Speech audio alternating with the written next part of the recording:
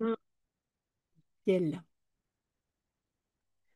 Être parent endeuillé, c'est un deuil spécifique que je ne souhaite à personne, mais malheureusement, ou en tout cas, c'est comme ça arrive à beaucoup plus de personnes qu'on ne le pense. Euh, et donc, nous, moi, en tout cas, ça m'est arrivé en août 2020. Notre fils aîné est mort à 28 ans d'un cancer. Et depuis ces 5 années que je traverse ce deuil dans tout ce qu'il a de spécifique, je m'interroge énormément, donc en tant que parent aussi, puisque bien sûr, nous, en tant que parents, on est là, enfin, on a toujours cette image de se dire, ben, moi, je suis le parent, je suis là pour m'occuper des enfants, je suis là pour l'élever, le faire grandir, et, euh, et après, je suis là pour lui laisser la place, en fait. Je lui laisse la place et je m'efface en tant que parent. Lui va devenir un adulte et moi, je vais mourir. Et c'est toujours ce schéma qu'on a dans la tête. Et c'est pour ça qu'on dit souvent que ben, la mort d'un enfant, ce n'est pas dans l'ordre des choses. Sauf que ce que je partage, donc je me présente, si vous ne me connaissez pas encore, je m'appelle Jannick de Saint-Laurent-du-Marne. Je suis auteure de plusieurs livres autour du deuil, de la mort et de l'au-delà. Et ce que je partage dans mon livre, il va y avoir encore tellement de jours, à un moment, donc mon journal de deuil, mes 3 premiers mois de deuil, où je partage à un moment, je ne l'ai pas noté là, c'est pas des bons marque-pages, mais où je parle de finalement, est-ce qu'il y a un ordre en fait? Est-ce qu'il y a un ordre ou est-ce qu'il y a du chaos? Et est-ce qu'il y a un âge pour mourir? Je m'interroge depuis ce deuil. Je suis pas là pour apporter des réponses. Je suis là pour... Je questionne et je partage mon expérience et mes questions. Et à travers ces questions et à travers mon partage d'expérience et à travers mes livres, et puis aussi mes accompagnements ou les conférences que je fais, je sais que j'arrive à apporter un peu de lumière, un peu d'espoir à d'autres personnes. Pas forcément en deuil d'un enfant et d'ailleurs pas forcément en deuil de quelqu'un. C'est peut-être une manière de regarder la vie, parce que je m'intitule aussi éclabousseuse de vie, éclabousseuse de joie, et ce, peu importe les tempêtes que je traverse, que j'ai traversées. Je vais vérifier que je suis bien là et que si jamais vous êtes là et que vous voulez me poser des questions, je vérifie ça en même temps. Et donc pour moi, ça interroge forcément cette vie de parent. Je ne sais pas comment on entend ma voix. Ça interroge cette position de parent. Ça vient interroger ça, ça vient bousculer ça, bien sûr, ça vient bouleverser complètement ce, cette espèce de route toute tracée qu'on pense suivre quand on va être parent.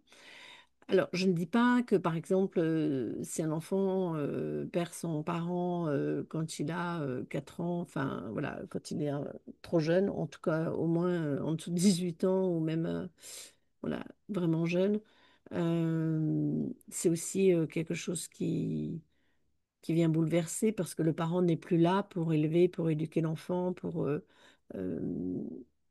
pour lui apprendre le monde, la vie. Et donc voilà, il y a toujours ce déséquilibre qui se crée. Euh, mais aujourd'hui, voilà, je voulais parler vraiment des enfants au ciel. Un enfant au ciel, ça peut être plusieurs enfants au ciel. J'ai pris cette image-là parce que je la trouve assez belle, mais voilà, le mien, on va dire, en tout cas, son corps, ou ce qui reste de son corps est sous terre. D'autres peuvent être incinérés. Après, on peut avoir les croyances ce qu'on veut.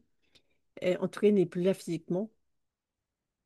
Et peu importe s'il a vécu juste in utero, ou quelques heures, ou quelques mois, quelques années, 28 ans ou plus, euh, nous sommes plus âgés que lui, nous l'avons porté, éduqué. Alors, ça peut être aussi un enfant adopté, mais en tout cas, on l'a nourri, euh, on l'a élevé, on a été là pour lui et il n'est plus là. Et peut-être que même si ça n'a pas duré très longtemps, même si on n'a même pas pu avoir ces gestes-là, il y a toute cette projection qu'on peut avoir en tant que parent.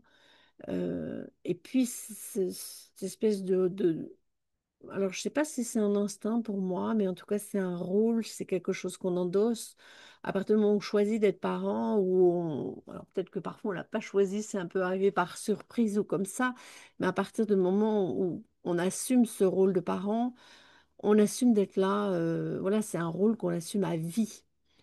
Et quand l'enfant meurt et qu'il n'est plus là physiquement, c'est très étrange parce que ben, on peut plus lui donner de soins, on peut plus échanger avec lui comme on pouvait le faire ou échanger comme on avait l'habitude de le faire. Alors on peut poursuivre d'autres types d'échanges. On peut rester en relation avec lui et d'ailleurs on reste en relation avec lui. Euh, c'est voilà, le lien d'amour n'a pas disparu, n'est pas coupé. C'est vrai que c'est une autre manière de le vivre. Et ça, c'est extrêmement déroutant. Et puis, je trouve que c'est très déroutant aussi, donc dans mon cas, puisque nous avons trois enfants, et donc les deux autres sont là, sont bien sur Terre. Et je trouve, en tant que rôle de parent, c'est très délicat. C'est très délicat parce que dans ce deuil, ben, nous, on est dedans de plein fouet, et parfois, on peut oublier les autres frères et sœurs. Et je l'ai remarqué dans mon audience, dans mes clientes, dans mon lectorat aussi. Euh, Souvent, voilà, des personnes qui viennent me confier, enfin donc des frères et sœurs qui viennent me confier ce qu'ils ont pu vivre. Et, et c'est vrai que ça interroge et je vois que moi-même, j'ai donné effectivement beaucoup de place à mon fils défunt, à notre fils aîné, après sa mort. Et Et j'ai eu quelques petits rappels gentils. Et puis j'ai aussi été attentive moi-même à ça, à ne pas oublier mes enfants de cette réalité, mes enfants sur Terre, donc pas ceux qui sont au ciel. Et je dirais que ce qui est important, c'est de pouvoir rester parent, en fait. De pouvoir rester parent et que cette place particulière de l'enfant qui est au ciel, de l'enfant qui n'est pas là, euh, c'est comme dans n'importe quelle fratrie. Alors parfois, bon, je ne sais pas comment ça se passe quand on a un enfant unique, mais il y a peut-être des amis, il y a d'autres gens, il y a d'autres projets. On peut donner vie à d'autres projets, comme Stéphanie Lecourt le disait l'autre jour dans l'interview que j'ai faite avec elle sur le deuil périnatal, et qu'il n'a pas pu avoir, après un deuil périnatal, finalement, elle a eu des soucis de santé, elle n'a pas pu avoir d'enfant et elle a choisi de donner vie à d'autres projets. Mais donc voilà, je ne parle pas de ce cas-là, je parle que quand il y a aussi d'autres enfants, c'est important de laisser de la place à chacun, à chacune. Et c'est vrai que bah, quand un enfant est malade, quand un enfant a des soucis à l'école, dans une fratrie, on va s'occuper plus de celui qui a des problèmes, hein, ou on va peut-être, par exemple, ça peut être aussi dans une famille, on va s'occuper du parent qui va pas bien, de la sœur, etc. Et on va, pendant un moment, on va un petit peu négliger les autres ou s'en occuper un petit peu moins ou s'organiser autrement. Et c'est important de rétablir assez vite cet équilibre et de ne pas oublier que dans ces moments-là, on est tous en deuil. Les frères et sœurs, le conjoint, la conjointe et nous-mêmes. Et c'est important même si quelque part cette cohésion familiale peut éclater, peut disjoncter, c'est important de la retrouver. Je vois un petit cœur, merci. Et c'est important d'y être sensible. Moi, je sais que j'ai fait par hasard, Ludovic, bonjour. C'est important d'être attentif, en fait. C'est important de veiller. Bien sûr, on peut être submergé soi-même par son chagrin, on peut être submergé par ce qu'on est en train de vivre, mais encore une fois, euh, pour moi, c'est rester parent. Et alors, je donne pas de leçon de morale, je donne pas de leçon de toute façon. Je sais que c'est quelque chose qui était important pour moi. Je me suis dit, mais là, je suis encore la mère. Je ne suis pas que la mère de mon fils qui est mort, je suis aussi la mère de mes autres enfants. Euh, de la même façon que, voilà, quand d'autres ont eu des soucis, ben, c'est pas oublier les autres et de prendre un temps avec eux. Quand j'en ai eu un à l'hôpital et ben, il fallait aussi s'occuper des deux autres, donc on s'était organisé avec mon mari pour prendre, voilà, pour s'en occuper à tour de rôle et alterner. Et c'est ça, c'est la vie de parents, c'est de jongler. Et là, c'est vraiment important pour moi. Donc je trouve qu'il y a ça qui est vraiment spécifique. Euh, je dirais pas que on doit, il n'y a aucune obligation parce que chacun fait comme il peut, mais c'est quelque chose, c'est un rappel. C'est un rappel de cette position aussi de parent et qu'on est là pour tous. Et que pour moi, en tant que parent, je fais ce que je peux. Mais c'est important de ne pas faire porter à mes enfants tout le chagrin que je suis en train de vivre. Je trouve que c'est très très important. Alors je vais pas non plus essayer d'être forte pour eux et de voilà, parfois on s'écroule et c'est important de pouvoir demander de l'aide à côté. Donc moi en l'occurrence, nos enfants ont été tous les trois adultes quand c'est arrivé. Donc c'est un cas, c'est déjà différent et même quand on est adulte, ça brise quand même. Donc je trouve que c'était important de là. Et puis il y a eu des petits rappels parce que ben, soudain j'avais mis que des photos de Louis, j'avais pas des photos des autres. Bon, avant j'avais pas de photos de mes enfants à la maison parce que en fait je les voyais et ça me suffisait. Et là bien sûr j'ai eu cette envie, enfin bien sûr j'en sais rien. Pour moi j'ai eu ce besoin, cette envie de mettre beaucoup de photos de Louis et je n'avais pas mis les photos des autres parce que je les voyais régulièrement. Bon, j'ai eu un petit rappel en disant ouais, c'est bon. Et puis j'ai eu une sœur comme ça qui m'a dit qui avait eu son frère décédé. Elle me dit bah, à la maison, en fait, il n'y avait que des photos des morts. Donc je me disais bah, il faut être mort pour avoir une photo de soi à la maison. Alors, je me suis dit tiens, ça c'est intéressant. Donc c'est intéressant, voilà, cette relation avec les autres enfants et de rester, pour moi, de rester un soutien. Même si dans l'amour d'un enfant, en tant que parent, il y a toujours ce côté d'avoir failli, cette culpabilité, on peut dire. Alors, elle est plus trop présente, mais elle peut revenir par relents, mais cette culpabilité d'avoir failli à notre mission d'accompagner notre enfant, de ne pas avoir été là. Donc, même si c'est un suicide, si c'est une maladie, si c'est un accident, je trouve que les questions se ressemblent. Elles vont être évidemment un petit peu, elles vont être différentes, mais euh, moi, en tant que parent, qu'est-ce que j'aurais pu faire pour empêcher ça? Parce que mon rôle, c'est de pouvoir protéger, de veiller sur mon enfant, même s'il est grand, même si je les laisse partir. Donc, il y a cette culpabilité qui peut être là. C'est important de la reconnaître. Euh, c'est important de pouvoir la déposer, de partager pour pas la traîner comme un boulet. Je trouve que ça, c'est vraiment essentiel. Et bon, alors on peut ressentir cette culpabilité dans d'autres formes de deuil, mais là je trouve que c'est spécifique parce que c'est vraiment quelque chose qui est particulier aux parents. Le parent se sent toujours coupable, responsable. Euh, et justement, il vaut mieux être responsable que coupable et de se dire que de toute façon on n'aurait pas pu empêcher cela. C'est pas nous qui décidons de tout ce qui se passe. Et je voulais vous lire un passage parce que donc dans mon livre L'Envolée, qui sont donc les conversations que j'ai eues avec mon fils pendant les 3 ans qui ont suivi sa mort. Enfin, j'en ai eu d'autres, mais là, c'est 3 ans de conversation avec mon fils envolé qui ont commencé à peu près un an après sa mort. Et il y a tout un chapitre sur les parents endeuillés. Il y a plein d'autres chapitres qui sont différents, qui sont des messages pour plus universels, enfin pour d'autres, peut-être d'autres types de personnes pour d'autres, des messages de lumière, des messages de sagesse. Et là, il y a cela. Et je dirais après comment, par rapport à cette communication qui s'est passée. Donc, par rapport aux parents endeuillés, euh, donc moi, c'est vrai que j'ai été éduquée avec cette phrase du livre Le prophète de Khalil Gibran, c'est ma mère qui me disait ça. Vous, les parents, donc vous êtes l'arc et les enfants sont les flèches.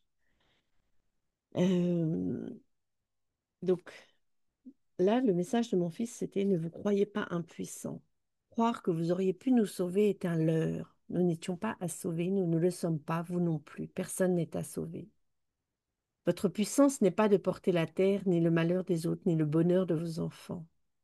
Cessez de vous sentir imbu de la charge du monde. Votre enfant n'est pas vôtre. Il n'est pas à votre charge comme un poids que vous devriez porter. Vous êtes seulement là pour le veiller de votre amour bienveillant, évoluer à ses côtés. Là réside votre puissance, offrir votre présence la plus légère et détachée possible. Ne l'envahissez pas d'un amour possessif. Quand son chemin part vers l'invisible, que vous ne voyez pas, poursuivez votre évolution avec lui. Je ne vais pas continuer, voilà, je vais arrêter là. Poursuivez votre évolution avec lui. Et c'est ça que je voulais aborder, de poursuivre ce lien d'amour et l'évolution.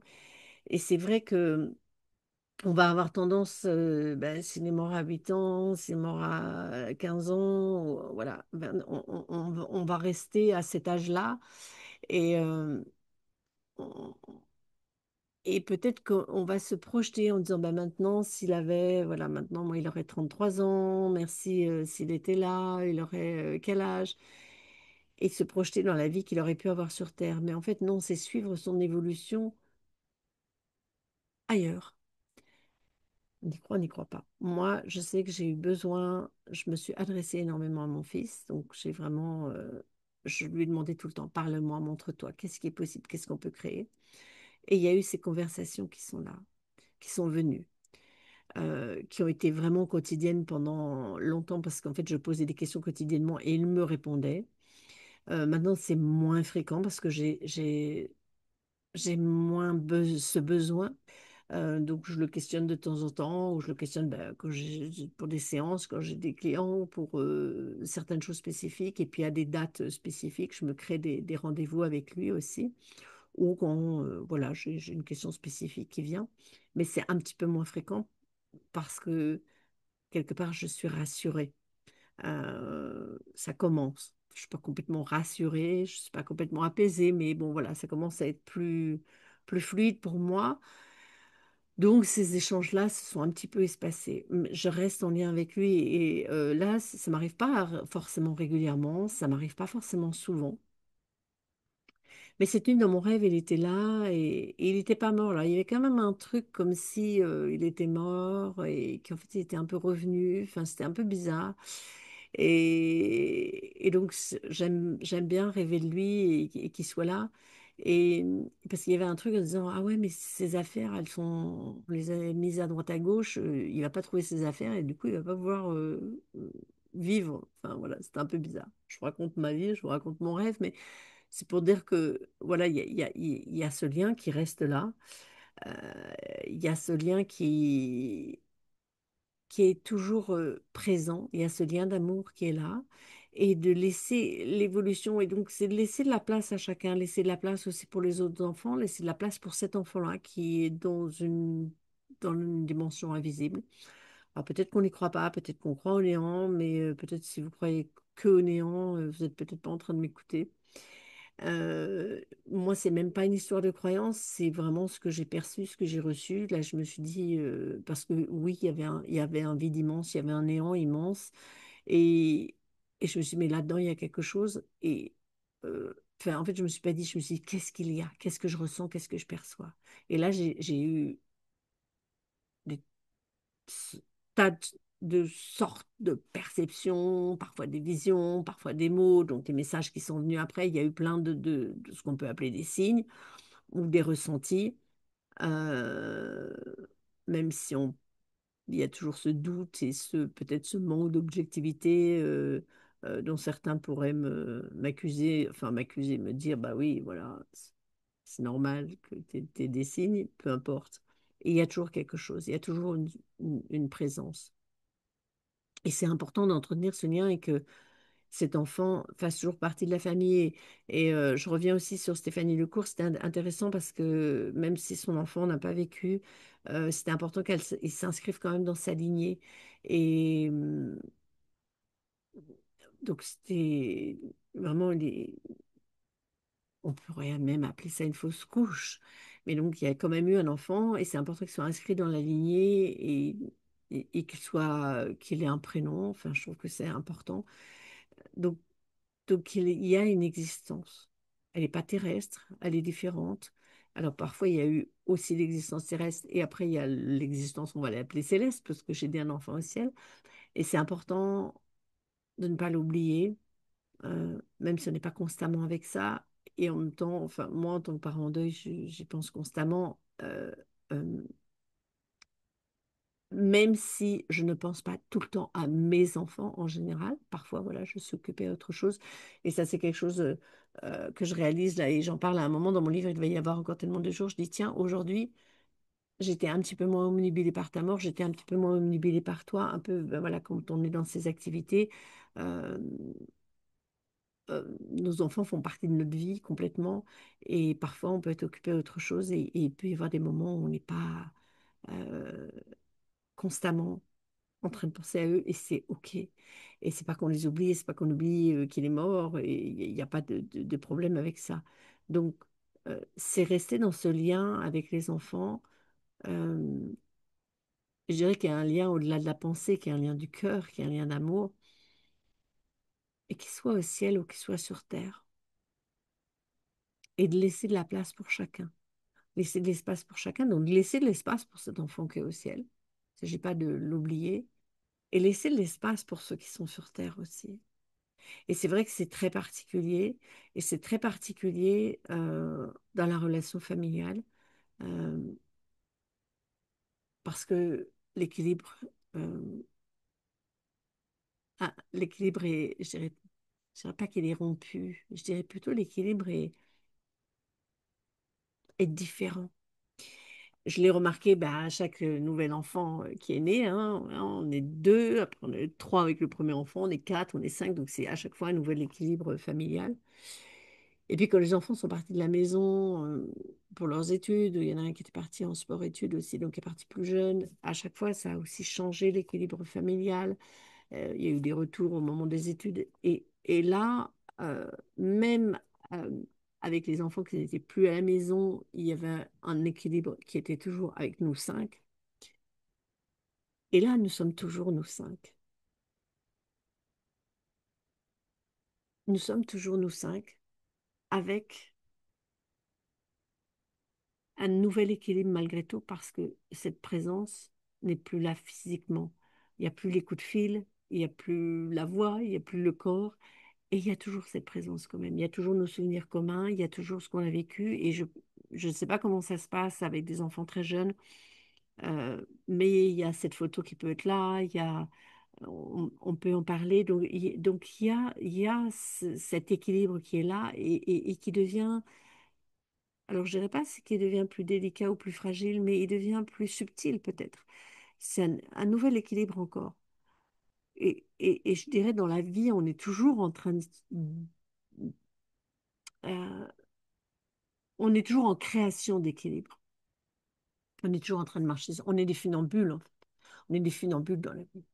Donc là, ça nous oblige à être encore plus funambules. En fait, surtout avec les enfants, parce qu'on trouve un rythme, voilà, ça marche à peu près, on a une petite routine, et puis paf, l'enfant, bon, ça marche plus, donc il y a autre chose qui se passe. Donc voilà, quand on est parent, on sait un peu ce que c'est. Et, hum, et là, c'est trouver un équilibre et accepter que ce soit pas stable, accepter que ça bouge, accepter que ça soit mouvant, accepter d'être en mouvement par rapport à ça, par rapport à ce qu'on peut ressentir, accepter ben voilà, qu'il y ait des vagues de culpabilité qui reviennent, des vagues de tristesse, des vagues, voilà, accepter que ce soit en mouvement. Et accepter qu'il y ait de la joie. Donc, c'est-à-dire aussi ne pas se barricader en se disant, ben voilà, il y a un enfant qui est mort, c'est trop triste, il n'y a plus la place pour la joie. Parce que qu'est-ce qu'on offre? Qu'est-ce qu'on offre à nos enfants?